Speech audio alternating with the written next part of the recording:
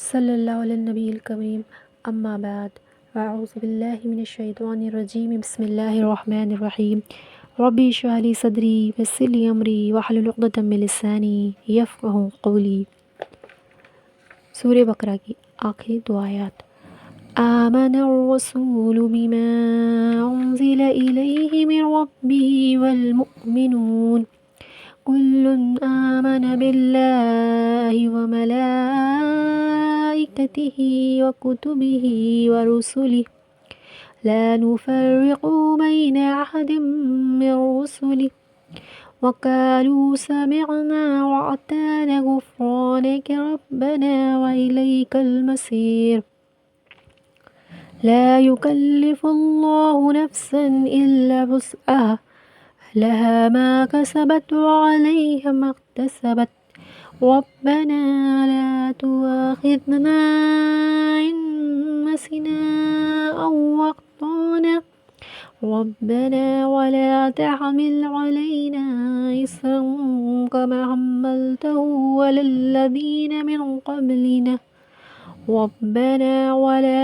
تحملنا ما لا طاقة لنا به واعف عنا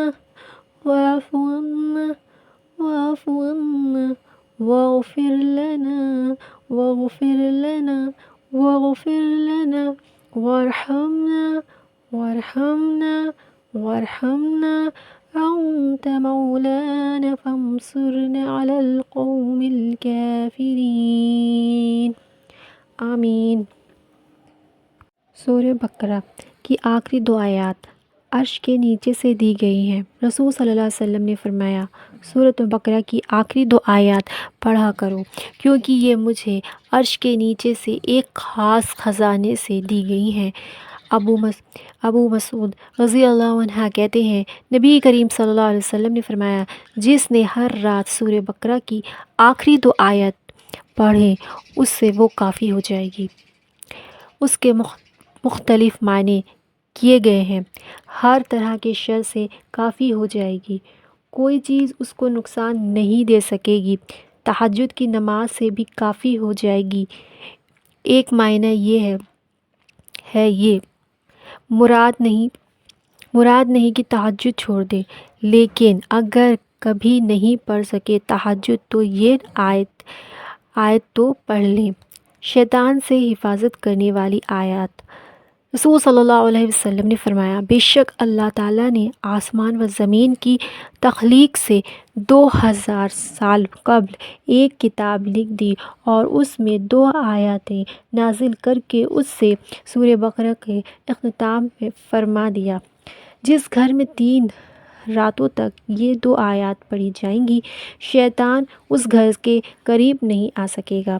پر آج کل جیسے موبائل کا زمانہ ہے، ٹیلی ویژن کا زمانہ ہے، تو اگر ہم اس کو پڑھنے کے بعد فوراً سو جائیں، مطلب موبائل کا یوز اور ٹی وی وغیرہ کا یوز نہ کریں، اگر اس کا یوز کریں گے تو اس کا اثر ضائع ہو سکتا ہے۔ اللہ تعالیٰ نے 104 کتابیں اتاری، قرآن مجید، تورات، انجیل، زبور، 10 صحیفے موسیٰ علیہ السلام، 10 صحیفے ابراہیم علیہ السلام اور باقی پیغمبروں پر جو کتابیں نازل کی ہیں، ہم ان سب پر ایمان رکھتے ہیں۔ یہ اللہ تعالیٰ نے ان سب کو انسانوں کی ہدایت کے لیے اتارا ہے، یہ اللہ کا احسان اور انعام ہے۔ قرآن مجید جو سب سے آخری کتاب ہے، اس میں پچھلی ساری کتابوں کی تعلیمات کو محفوظ کر دیا گیا ہے، جو رہتی دنیا تک انسان کی ہدایت کے لیے کافی ہیں۔ آیت 285 کی اس لیے اہمیت ہے کہ اس میں ایمان کے سارے اجزاء مکمل ہو جاتے ہیں۔ اللہ پر، فرشتوں پر، رسولوں پر، کتابوں پر ایمان۔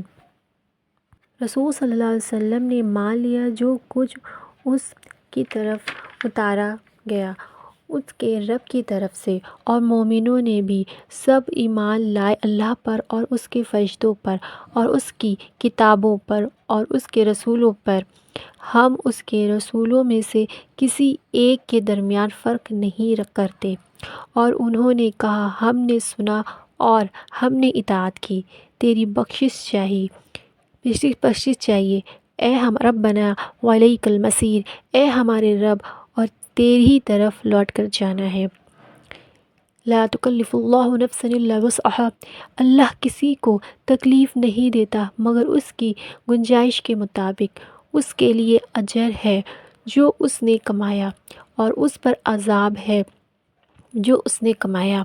ربنا لا تؤاخذنا ان نسینا او اخطأنا، اے ہمارے رب ہمیں نہ پکڑ اگر ہم بھول جائیں یا ہم چوک جائیں۔